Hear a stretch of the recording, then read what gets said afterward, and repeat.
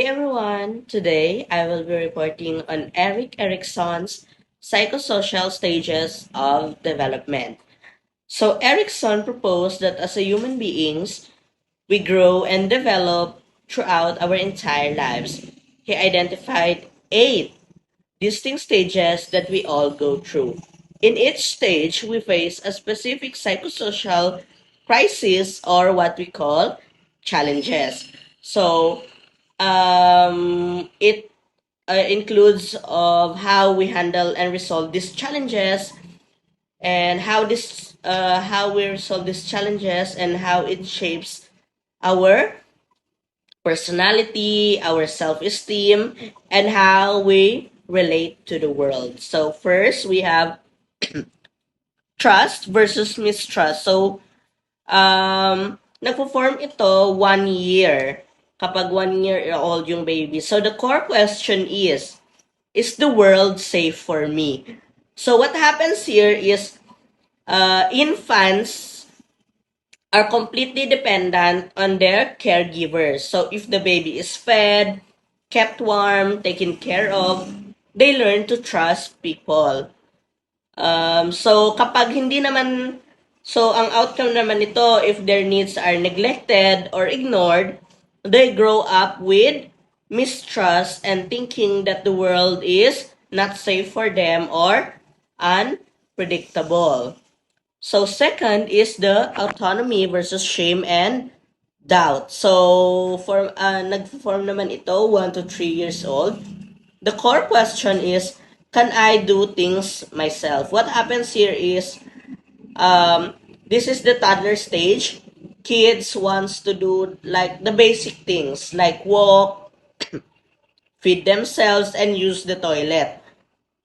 So the outcome naman nito, if the caregivers encourage them to try things on their own. So they build autonomy or what we call as independence. But if they are constantly scolded or overprotected, they will feel shame and doubt in their own abilities. So gaya lang sa atin guys, kapag alam natin na hindi tayo suportado sa gusto nating gawin, bumababa yung ating self-esteem or wala na tayong self-confidence para gawin yon. So that's all for my part. Thank you. The initiative versus guilt stage of Erik Erikson development theory occurs between ages 3 and 5, which children start exploring their abilities and asserting independence through play. A supportive environment that encourages trying new things without fear of punishment or shame is vital to preventing guilt and promoting initiative. The initiative versus guilt stage of Erik Erikson development theory occurs between ages 3 and 5, which children start exploring their abilities and asserting independence through play. A supportive environment that encourages trying new things without fear of punishment or shame is vital to preventing guilt and promoting initiative. The industry versus inferiority stage focuses on building skills and confidence. It involves trial and error, which is a crucial part of childhood development.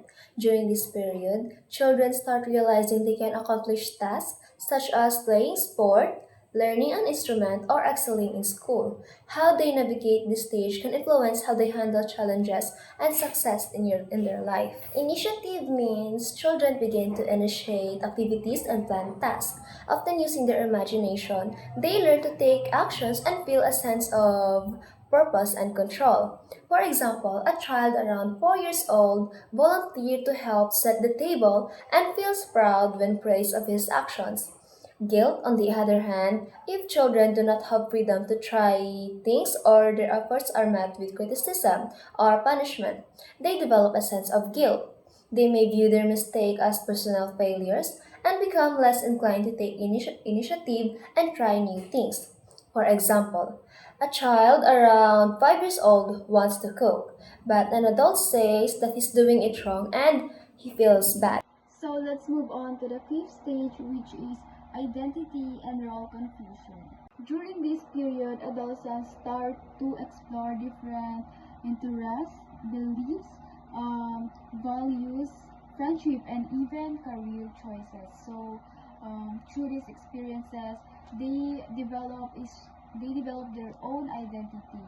So, for example, adolescents receive a support from their families, friends, and teachers. Um, they begin or they develop a strong sense of identity. So this means that they are confident in who they are and what they want in their life or in the future. So the sixth stage is intimacy versus isolation. So this stage happens during young adulthood from 18 to 40 years old. So intimacy focuses on building a strong relationship with others. This relationship includes friends, families, and romantic relationship. So, ang intimacy is nagpo-focus siya sa pag-build ng trust sa isang tao. Hindi lang trust, commitment and respect. So, kung ikaw, alam mo na yung, or na-build mo na yung identity mo, is mas nabibuild yung trust, or alam mo na yung sinasabing trust, respect, and commitment. Okay? Kasi na-build mo na yung identity mo. Alam mo na kung ano yung mga gusto mo. So, parang connected lang din siya. Pag strong, or alam mo na kung ano ka or kung sino ka, is alam mo na rin kung sino yung mga taong dapat mo pagkatiwalaan, bigyan mo ng commitment mo, and ng respeto mo. So, on the other hand, isolation naman is if you are struggling to open up or to trust other people. So, yan naman yung isolation kasi nai-experience mo mag-isa ka lang kasi nga hindi mo pa na-build yung identity mo. Kulang ka pa sa identity. Hindi mo pa alam kung sino yung pagkakatiwalaan mo. So, dun pumapasok yung isolation na nafe-feel mo. So, to summarize, the intimacy and isolation is focuses on building a strong relationship with others, such as respect, trust, and commitment with others. Activity versus stagnation. Middle adulthood from 40 to 65 years old. During this stage, adults want their lives to have meaning and purpose. They feel happy when they take care of their family, help others, teach younger peoples, or do something good for society. This is called generativity. It means they want to leave something good for the next generation. If they do not help others or feel that they are not doing anything useful, they may feel stagnation. They may think their life has no purpose or that they are not growing anymore. For example, a grandmother feels proud because she raised her children well. Masaya at proud ang isang lola dahil napalaki niya ng maayos ang kanyang mga anak. Pakiramdam niya ay naging mabuti siyang magulang, kaya wala siyang gaanong pagsisisi. Habang inaalala niya ang kanyang buhay, nakikita niya na naging makabuluhan ang kanyang mga ginagawa para sa kanyang pamilya. Dahil dito, nakakaramdam siya ng kapayapaan at kasiyahan. Ito ay halimbawa ng integrity dahil tinatanggap niya ang kanyang buhay at ipinagmamalaki ang kanyang mga naging desisyon. For example, a parent works hard to give their children a better future.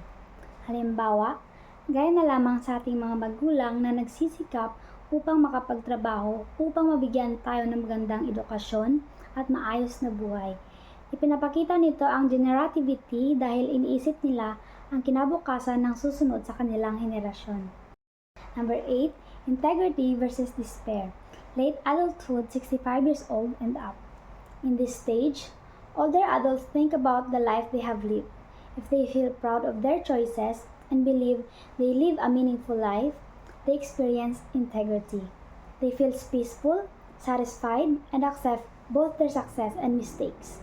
However, if they spend too much time thinking about their regrets or missed opportunities, they may experience despair.